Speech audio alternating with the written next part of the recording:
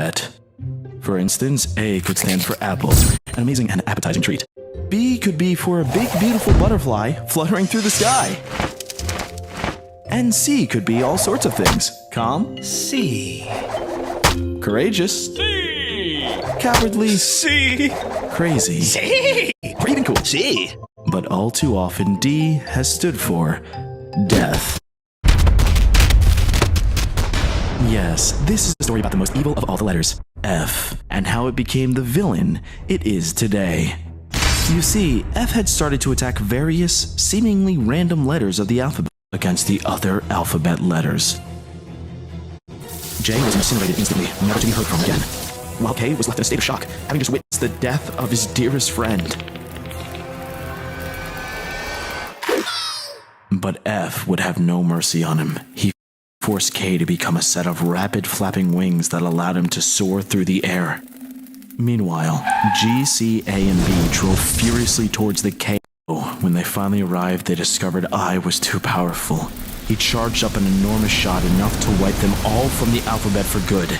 G, C, A, and B huddled together, bracing for certain death. Luckily for them, L showed up to save the day just in the nick of time, along with his entire group of superheroes, LMNOP. You see, they were seen as the protectors of the alphabet. Each of them had a very special gem that gave them immense power. M was able to break K free from F using his super strength, allowing him to fly away to safety. But the attacks of N and O were much less successful, barely doing any kind of damage. To attack, everyone was mesmerized, particularly G, who had been in love with her for as long as he could remember. F used the distraction as a chance to steal N's semicolon gem. With his new power in hand, he retreated back to his cavernous lair, locking up I away for good. After losing the semicolon crystal, N became normal once again. Disgusted by his failure, L and O flew away. One letter in particular, Q, fully reached them. It didn't take long for F to claim another victim. He attacked R and dragged him back to his fortress with I, E, and D. With F lost again, the others needed direction. The letters M, A, and P came together to form a map for G to track down F's location. He was heading straight for S. Try as they might, the heroes were too late to save S. The letter had been eaten by F, slurped down like a spaghetti noodle. L and O were the first to arrive. They tried to stop F in his tracks with their magical auras, but F had become too powerful. He easily shrugged off their attacks using the semicolon gem he stole from N earlier, and wasted no time collecting the colon and period gems from L and O. He felt all the force energy of the punctuation crystals. With that, F attacked T, smashing him like a hammer into the ground. The other letters tried to stand up to F, but not even M in all his super strength could do any damage to him. F stole M's comma crystal. The only one that stood even the slightest chance was P. She pulled it around with supersonic speed, thanks to her exclamation point gem. She was able to land several mighty blows against F, knocking him down to the ground.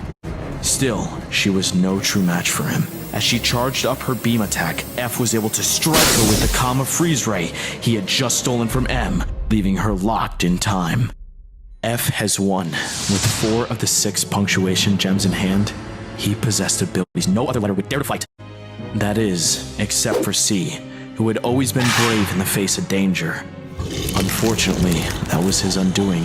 F viciously attacked C. Old newspaper. F's work here was done. He flew away with P. The others mourned the loss of their friend C, but realized that if they were to ever defeat F, they would have to get creative. G and N joined forces with U in order to form a weapon. Surely, this would be the answer to all their problems, right?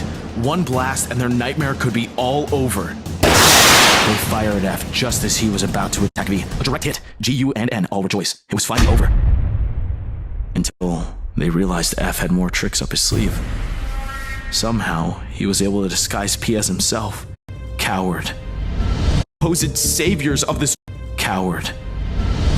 And brought back to everyone that had died or been captured.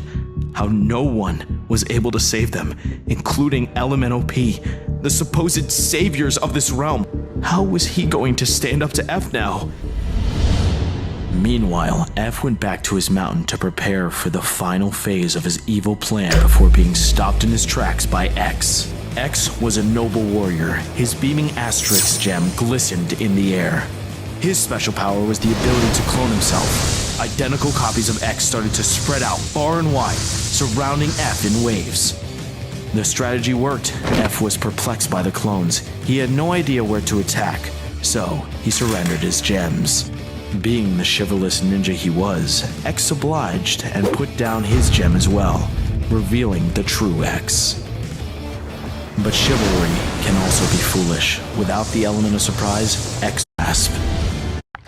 Then he vomited up S, locking his cautiously arms and transforming the word friends. No one knew when the prophecy he had the sad little letter A-R-N-T. But Eleno would not be made fools of. They smacked F around, stomping and squishing him.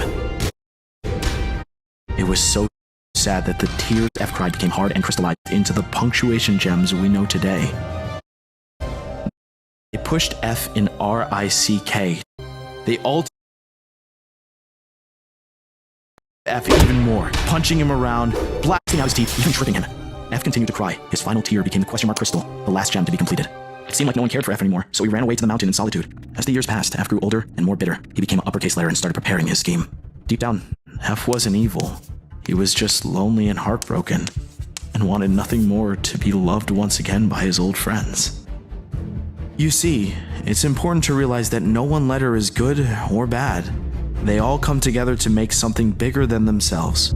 An alphabet united can quickly become untied. And real fun so easily turns into funeral.